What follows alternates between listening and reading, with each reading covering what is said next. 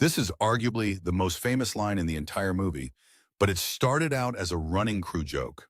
During production, the producers were notoriously cheap and bought a boat that was way too small to hold all the heavy camera gear, editing equipment, and the giant malfunctioning mechanical shark. Actor Roy Scheider started jokingly telling the crew, "You're going to need a bigger boat," all day long whenever something went wrong. He decided to randomly slide the inside joke into a take right after Chief Brody first sees the sheer size of the great white.